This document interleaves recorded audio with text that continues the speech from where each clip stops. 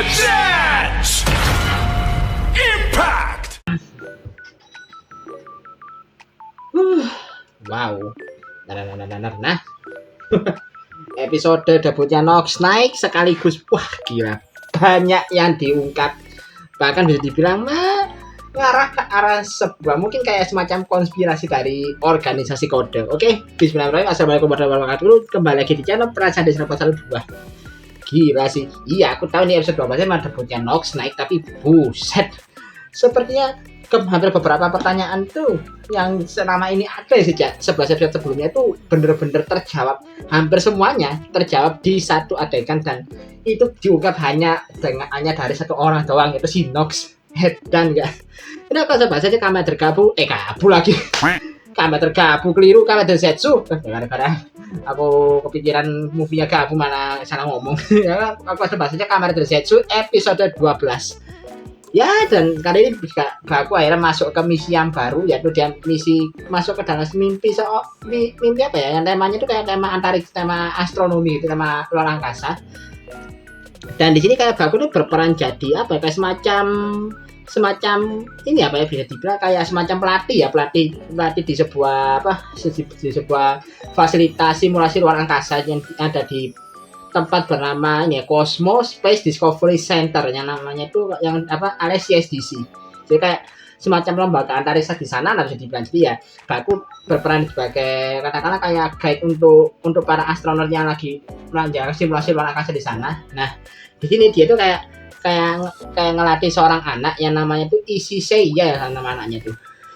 Dan ini kalau bisa dibilang, kalau dilihat dari kostumnya, aku agak salfok sama kostum luar angkasanya sih. Itu kostumnya Force ya sih.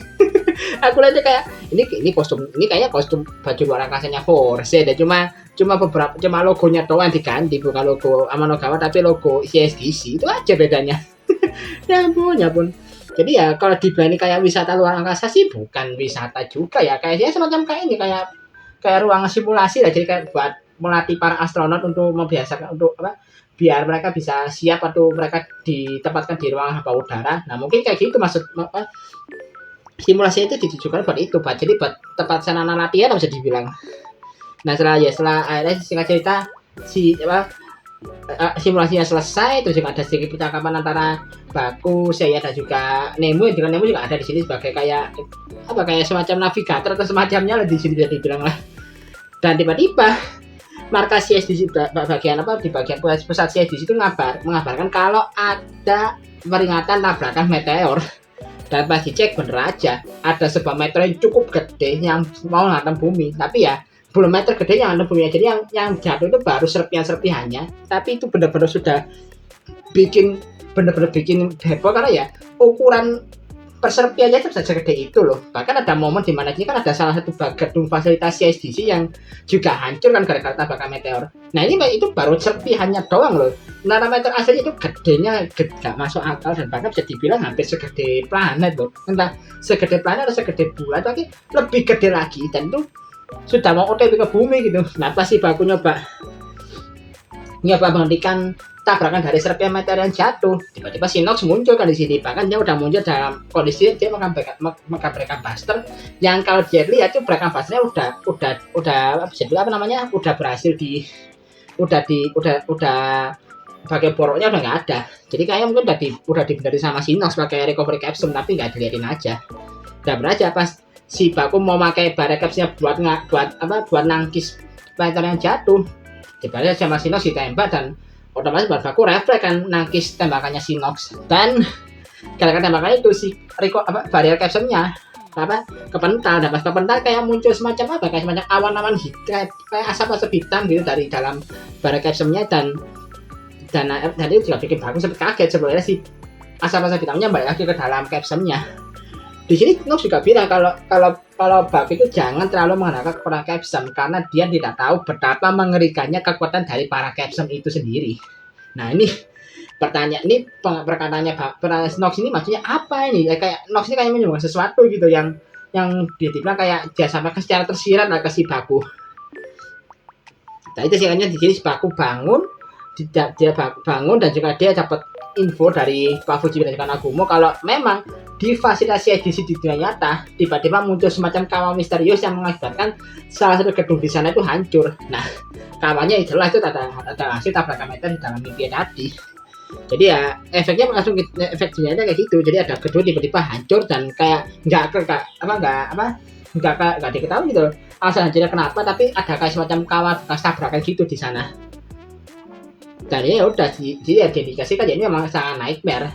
Jadi kayak mereka semacam kayak nyari petunjuk dari kasus ini. Nah, kebetulan di tengah-tengah itu, di tengah bicara ini, Baku akhirnya bilang ke si Pak Fujimi perihal faktanya Odaka Kensei alias Nox yang ternyata bekerja di pihak para nightmare.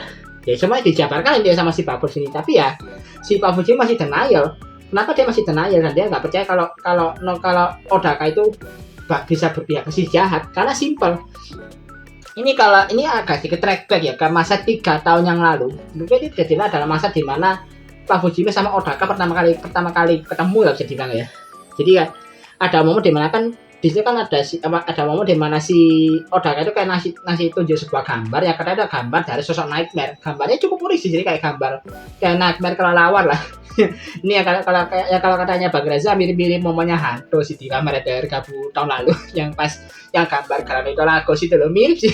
Dan sama-sama gambar kan, apalagi jika aktornya kan juga sama-sama jadi cikal bakal second rider juga gitu, jadi mirip-mirip di situ sih. Tapi pokoknya itulah. Jadi ya singkatnya si Odaka ngasih gambar itu karena dia kayak melihat sosok itu di dalam mimpinya dia. Dan dia merasa kalau ini sosoknya sebagai ancaman. Cuma waktu itu si Pak Fujimi masih belum percaya soal keberadaan Nightmare sama Black Case. Jadi kayak dia cuma mimpi biasa aja sama si Pak Fujimi. Nah di sini jadi juga si Odaka juga memaklumi karena kan dia merasa ya cuma aku aja yang lihat juga ya wajar kalau yang orang lain nggak percaya. Dia merasa kayak gitu. Cuma ada satu kalimat yang benar-benar bikinnya ini juga jadi kalimat yang jadi alasan kenapa kok Pak Fujimi itu denial terhadap penjelasannya Baku soal keberadaannya Nox ini. Yaitu apa? Ada momen di mana Odaka bilang kalau dia itu yakin kalau para nightmare ini bisa jadi ancaman yang bahkan bisa merusak mimpi seseorang dan karena merasa dan ancamannya bisa, karena menurut dia ancamannya benar-benar serius, dia nggak bisa membiarkan para nightmare ini bertindak sesukanya. Nah dari kata-katanya itu aja itu kayak kata-kata khas seorang protagonis kan yang notabene kayak punya rasa keadilan sangat tinggi. Nah alasan itu yang menjadi dasar kenapa Pak Fujimi itu nggak percaya sama kata-kata Baku, karena dia merasa wong si Odaka ini rasa keadilannya setinggi itu, masa iya dia bekerja jadi malah berpindah pihak ke bantu para nightmare, kan nggak mungkin. Itu menurut Pak Fujimi kayak gitu. Nah si Baku nyoba jelasin rencananya kayak gimana, tapi ya si Pak Fujimi tetap denial dan akhirnya tinggal kan sama si Pak Fujimi Nagumo langsung pergi ke gedung CSDC. Dan dia juga ada mau di mana Nagumo tuh kayak bilang kalau kenapa Pak Fujimi kayak gini, kayak benar-benar ngotot soal Black Case ini karena ya menurut Nagumo, Pak Fujimi itu kayak nyesel karena dia nggak pernah percaya sama perkataannya Odaka sebelumnya. Dan itu dia kan loh sama si Pak Fujimi. Dia percaya kalau andaikan aku bisa percaya dengan dia lebih cepat, mungkin dia nggak akan bilang seperti sekarang. Jadi kayak itu penyesalannya Pak Fujimi. Dia cukup bagus sih karena dari kata-kata ini juga Nagumo mengatakan kalau dia itu sudah bisa mulai mempercayai soal keberadaan Black Case ini berkaca dari kasus sebelumnya yang soal Pak Taro itu yang tiba-tiba pas dia tidur itu tangannya Pak Taro ada tumbuh jamur, terus pas paginya jamurnya hilang sendiri. Nah karena melihat itu tepat di depan matanya sendiri, ya ini si Nagumo mulai percaya kalau Black Case itu benar-benar ada, nggak cuma sekedar omong kosong aja tapi benar-benar ada dan dia sendiri lihat di depan mata gitu. Dan karena kalau memang ini adalah ancaman serius ya dia bisa mulai menjelaskan kalau ini memang adalah hal yang nggak bisa dibiarkan begitu aja. Jadi ya itu cukup bagus sih. Jadi ada satu development tertentu dari kata Nagumo. Jadi dia nggak seterusnya pesimis gitu terhadap ini. Ya kali dia udah dikasih Black Case depan mata dia masih aja nggak percaya. Itu konyol sih kalau kayak gitu. Jadi bagus lah. Jadi ada pengembangan kata dari si Nagumo yang sudah mulai sedikit bisa percaya kepada keberadaan Black Case ini. Jadi sisi lain Baku kan nyoba ngegaca capsule lagi kan, tapi karena dia masih terbayang-bayang, masih bimbang ya karena kebayang kata-katanya Nox sebelumnya pas dia memutar capsule dropper gak keluar apa-apa, kosong, dia diputar berkali-kali ya gak ada capsule yang keluar. Dan ini juga dijelaskan sama Komandan Zero kalau bisa dibilang kenapa ini bisa dibilang kayak kemunculan caption itu adalah tergantung dari kondisi mental dan hatinya si Baku. Nah, karena si Baku ini lagi bimbang gara-gara kata-katanya Nox, ya udah akhirnya itu membuat bisa dibilang kayak alat caption servernya nggak berfungsi, jadi nggak bisa ngeluarin caption yang dia mau gitu. Tapi juga sini kan juga sih ngomong aja kayak ngasih sedikit tantangan ke si Baku. Kenapa kamu jangan kayak kenapa kamu nggak nyoba menyelidiki dengan caramu sendiri aja dulu untuk sekarang? Karena ya memang bisa dibilang kan Baku kayak terlalu mengandalkan kekuatan caption baru kan selama ini, jadi kayak sedikit ditantang sama si Command Zero buat nyelidiki pakai kekuatan yang pakai caranya dia selama ini udah ada dulu gitu loh, tanpa menggunakan item baru. Ya udah ada di sini si Baku melakukan itu dengan cara dia pergi ke tempat semacam sekolah yang ternyata itu ada sekolahnya si ini anak si saya tadi yang di mimpi, dimana dia sempat lihat kalau si Seiya ini dibully sama teman-temannya yang berikan dia bilang ke soal tabrakan meteor kan, tapi sama temannya diejek lah, diceng-cengin lah bisa dibilang, karena ya gak percaya karena dianggap ya si Seiya ini cuma bohong ya, omong kosong aja. Nah udah ya itu akhirnya si Baku coba kenalan sama si Seiya, tapi Seiya gak kenal sama dia. Sampai si Baku mikir, mas apa jangan-jangan dia bukan pemilik mimpinya ya. Nah ini sama si Baku diikuti kan. Nah pas si Seiya lagi nyebrang jalan dan hampir ketabrak truk, si Baku refleks kan, datang nyelamatin dengan cara dia pakai barrier captionnya buat nahan truknya biar gak nabrak. Ya ini isinya bisa dilihat agak sedikit callback ke episode satunya Gabu tahun lalu ya, yang pas si Soma lindungi Hajime dari tabrakan truk, mirip sih, coba bedanya di sini si Baku pakai item Kamen Rider-nya buat nahan truk, kalau si Soma kan langsung pakai tangan kosong. Dan itu akhirnya jadi ya pas si Baku kayak mau mengucapkan sebuah kata-kata yang satu kalimat yang kalimat soal impian ya, aku kayak gimana. Nah di situ satu kalimat itu bikin si saya ingat kalau dia pernah ketemu sama Baku dalam mimpi. Pas sudah momen klimaks itu tiba-tiba Baku pingsan gara-gara kepalanya ini ketiban bola baseball. Jadi ya ini detailnya masih nggak diabaikan. Jadi apa? Baku masih tetap aja kena apes. Habis nolong orang lagi-lagi dia kena apes. Ya ini dia tiba-tiba pingsan gara-gara kepalanya ketiban bola baseball yang entah dari mana itu datangnya bolanya tuh.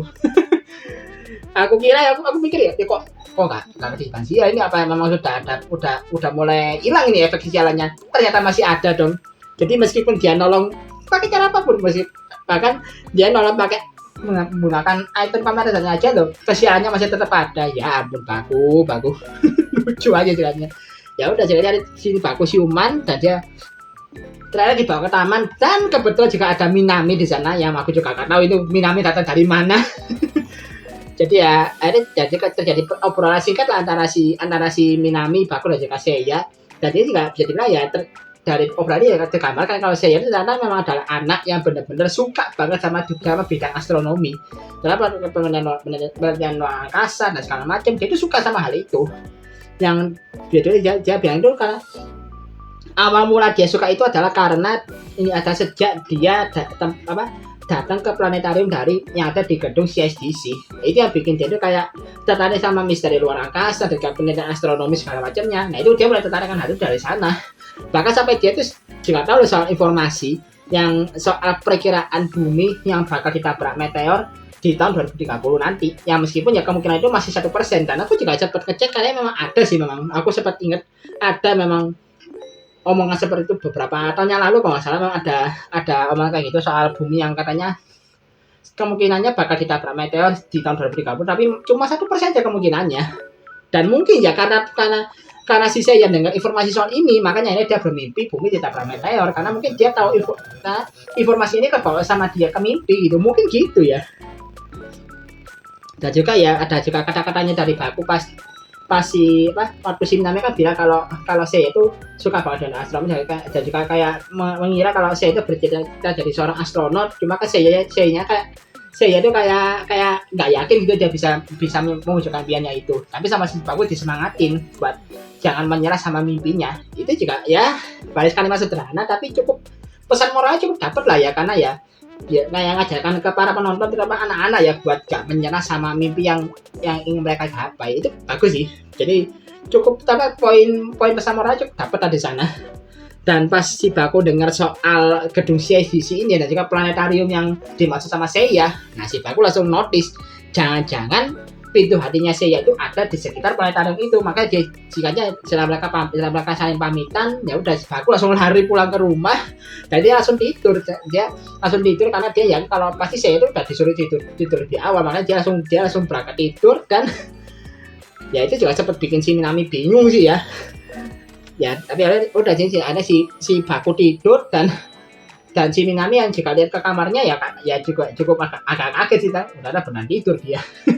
Dan waktu si Minami lihat ke lemarinya Baku, nah ini akhirnya setelah dia sebelumnya dia nggak jadi buka pintu lemarinya si Baku, di sini akhirnya dia mulai buka pintunya dan dia coba ngecek dalamnya itu ada apa gitu.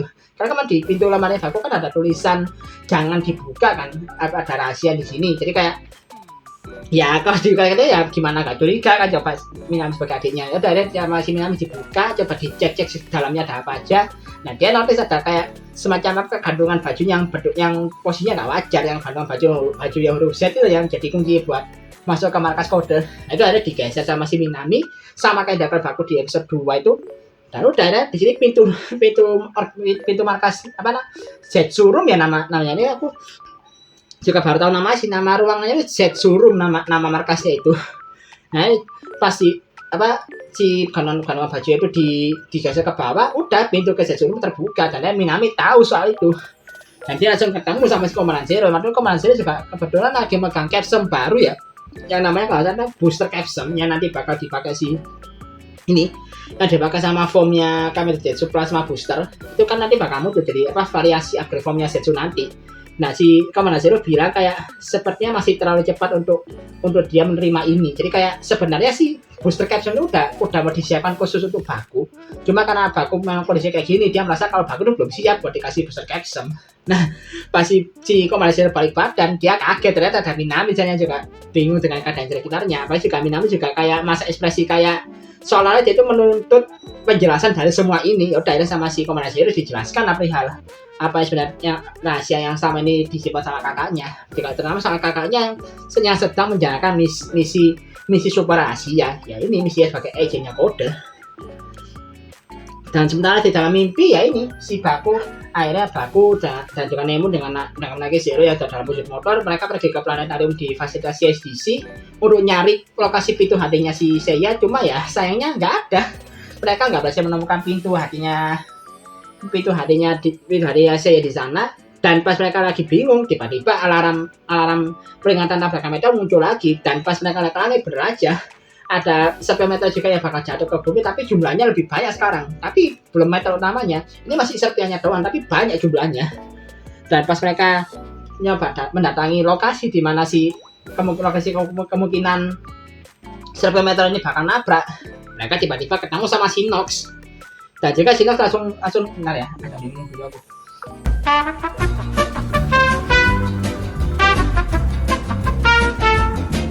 Dan sini juga si Nox langsung to the point nanya ke Baku, kamu nggak merasa aneh orang biasa seperti dirimu tiba-tiba dapat tugas untuk menjalankan misi yang sangat berbahaya ini? Ya maksudnya ya perihal Baku yang jadi agentnya kode. Ya perlu diingat Baku kan orang biasa, ya biasanya kayak pengangguran biasa yang nggak tahu apa-apa, tiba-tiba dia dapat misi buat jadi agen rahasia dalam mimpi, menjalankan misi berbahaya. Ya si Nox akan tanya aja, kenapa nggak merasa aneh akan hal ini? Ya si Baku juga bilang ya dia nggak merasa aneh karena ini yang menurut Baku yang diakini Baku ya, dia merasa kalau kode itu ada organisasi yang tercipta di dalam mimpinya. Jadi ya dia merasa nggak ada yang aneh perihal dia tiba-tiba dapat misi berbahaya kayak gini, karena ya itu terjadi di alam bawah sadar dia dan dia nggak merasa aneh kan hal itu. Dan di sini langsung muncul satu kata-kata yang cukup benar-benar kayak singkat padat tapi menjelaskan banyak hal, yaitu Nox bilang kalau organisasi kode itu benar-benar eksis di dunia nyata bahkan jauh sebelum Baku lahir. Dan dia juga mengatakan ke Baku dengan nada yang agak membentak ya, kalau Baku itu nggak tahu apa-apa soal kode sama sekali. Langsung dikasih to the point. Ternyata faktanya kayak ngomongnya kayak asal kayak apa? Ngomongnya kayak lepas gitu aja. Tapi ternyata fakta yang terungkap bener-bener gak terduga loh. Berarti ya kode itu organisasinya bener-bener ada di dunia nyata. Cuma ya ini membuka jawaban baru lagi berapa kode itu kayak gimana eksistensinya. Meskipun ya belum dikira juga sih kalau letak markasnya di mana gitu. Dan ya udah itu sih ya. Singkatnya si Nox langsung pakai naik invokernya dia yang udah dia dapatkan sebelumnya, dan langsung dia berubah jadi Nox Knight. Dan perlu aku tegaskan lagi ya, kalau Nox Knight itu bukan Kamen Rider, dia itu lebih ke pseudo rider atau mirip Kamen Rider tapi tidak dikategorikan sebagai Kamen Rider. Nah, berarti juga dia pas mau berubah itu nggak bilang Henshin, dia bilang Giso atau disguise alias penyamaran kalau diterjemahkan ke bahasa Indonesia. Dan itu juga sekuensi perubahan juga keren sih. Jadi kayak badannya Nox kayak hilang dulu, kayak kehapus gitu, karena emang ini referensi dari captionnya dia itu si Iris Capsum, terus dia muncul perlahan udah dalam wujud Nox Knight. Itu keren sih. Apalagi pas dia berubah juga kondisi tiba-tiba siang itu langsung jadi malam, itu juga wow. Itu menurutku cukup keren sih efeknya. Dan udah sih bagus juga ikut berubah jadi Setsu Physical Impact, dan terjadi pertarungan antara Kamen Rider Setsu lawan Nox Knight yang bisa dibilang cukup awal-awal cukup berimbang ya. Tapi ya semakin berjalannya pertarungan terlihat kalau Nox ini lebih unggul loh, karena ya mungkin pengalaman berbicara di sini, makanya si Nox itu bisa bilang kayak terlihat mendominasi di beberapa kesempatan. Apalagi juga ada momen di mana sebenarnya bagus sempat ngelempar pada Nox menggunakan kekuatan fisiknya si Form Physical Impact, tapi ya pas dia dilempar tiba-tiba kan dia menggunakan ability Iris Capsumnya dia kan, yang membuat kayak tiba-tiba dia berbeda dapat ke belakangnya Baku. Ya mungkin juga ini juga salah satu kekuatannya Iris Capsum ya, yang mungkin bisa kayak menulis ulang realita atau semacamnya gitu. Ini juga bikin Baku juga akhirnya terpojok. Juga pas si Baku makanya pas si Nox Knight pakai Breakan Buster dia, waduh makin terpojok si Setsu di sini. Dan pas dia mau berubah jadi pakai barrier capsum, itu barrier capsum kena tebas, saya barrier kepental. Pas kepental, si Nox Knight yang mengubah Breakan Buster ke dalam ke bentuk launcher mode, langsung nggak basa-basi menembak si barrier capsumnya kepental itu, dan capsumnya hancur. Dan ini yang cukup mengejutkan, dari barrier capsumnya hancur itu tiba-tiba muncul asap-asap hitam itu lagi, dan kali ini mengambil wujud berupa kayak sosok bayang hitamnya cukup besar yang bentuknya itu mirip kayak Setsu Extreme Barrier tapi nggak ada beltnya. Dan apa juga di sini Nox menyebutnya sebagai kayak kemarilah Nightmare ya. Berarti ini buset, berarti ini wujud asap-asap hitam ini adalah Nightmare dong kalau kayak gitu. Aku mikirnya gitu, karena bener dong. Apalagi juga di sini aku pas coba lihat tuh namanya Barrier Capsum Nightmare lah. Jadi aku sebutnya Barrier Nightmare lah ya, sementara aku sebutnya itu. Jadi ya ternyata ini rahasianya dari capsum ini. Ternyata capsum itu adalah item yang digunakan untuk menyimpan antara kekuatannya atau antara kekuatan dari Nightmare yang sudah ditangkap, atau ya memang si Nightmare sendiri memang disimpan ke dalam capsum. Jadi ini kayak pocket ball di Pokemon lah bisa dibilang. Jadi kayak mungkin itu memang Nightmare sendiri yang disimpan ke dalam capsum, dan akhirnya dimanfaatkan kekuatannya buat jadi kekuatan para Kamen Rider. Mungkin kayak gitu kali maksudnya. Dan di sini ada kalau di bener-bener Nightmare-nya bener-bener liar banget, akhirnya di ini si barrier Nightmare-nya nyerang kemana-mana, bahkan si Setsu juga diserang kan di sini. Dan dia coba diserang balik sama si Nox Knight, dan bener-bener gak ada perlawanan. Itu si barrier Nightmare-nya bener-bener dibantai jadi sama si Nox Knight. Apalagi juga dikasih finishing breakout cannon ya dari Nox yang memasukkan si Iris Capsumnya dia ke dalam Breakan Buster, langsung kalah loh itu si Barrier Nightmare. Dan kalian juga cukup ngeri ya, dimana si Barrier Nightmare masih badannya awalnya masih utuh, tapi pas dia mau menyerang Nox tiba-tiba badannya langsung berubah jadi kayak abu gitu. Jadi kayak ala Captain Marvel yang jadi debut di film Avengers Infinity War, jadi kayak gitu. Gila sih itu. Berarti benar-benar kayak se-powerful itu ya kekuatannya itu. Apalagi juga ini jika ada Nox yang bilang kalau capsum itu memiliki kemampuan untuk mewujudkan mimpi buruk, yang yang menurut Nox itu adalah sebuah kenyataan dan juga fakta yang tersembunyi di balik kekuatan Capsem itu sendiri. Jadi ya itu juga bikin ya Baku makin bimbang lagi. Dan udah bersambung aja episodenya. Jadi ya untuk episode berikutnya sih sebenarnya ada 3 momen ya, dimana kali ini ada pertarungan ronde 2 antara Nox Knight sama Kamada Zetsu, yang bahkan di sini juga masih Nox Knight masih tetap unggul, bahkan jika dia berhasil membuat beberapa capsumnya Baku itu gak malfungsi, jadi kayak jadi blank capsum lagi. Kalau aku sih ada ini ya, ada wing machinery sama projection ya, yang rusak, yang hancur di capsumnya. Terus juga ada percakapan antara Baku sama Seiya, terus juga ada ini kayak apa, pertengkarannya Baku sama Fujimi lanjut lagi di sini. Dan yang utama adalah debut dari form Varia Zetsu, dan ini adalah variasi basic form terakhirnya dia yang muncul sekarang, yaitu yang memang belum muncul sejauh ini, yaitu Kamada Zetsu Paradigm Gravity. Ini form ke-10 dan juga form variasi basic form terakhirnya Kamada Zetsu sebelum nanti dia bakal beralih ke Inazuma Plasma. Jadi ini minggu depan bakal ada debutnya Zetsu Paradigm Gravity yang juga bakal melawan bakal melawan Nox Knight. Karena memang ada kan di scan review terbaru kan ada momen di mana Kamada Zetsu Paradigm Gravity melawan Nox Knight, karena ini mereka bakal konflik di sini nanti.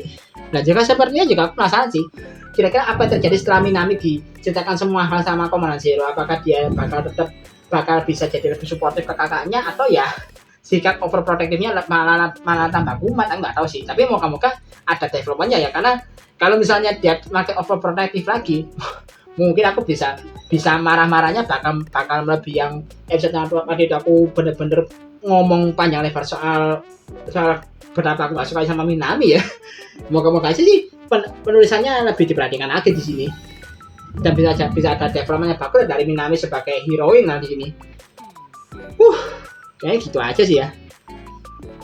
Oh ya, sama ini juga ada momen kayak sebenarnya Komandan Zero juga udah mulai nyoba ngomong berbicara langsung sama Nox ya, yang mungkin bakal jadi satu poin penting juga di episode 13 nanti.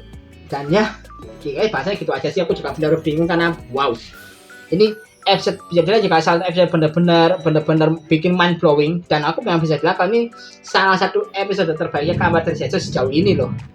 Bayangkan debut dari sang rivalnya itu benar jadi episode terbaik, karena benar-benar mengungkap banyak hal, bahkan juga perihal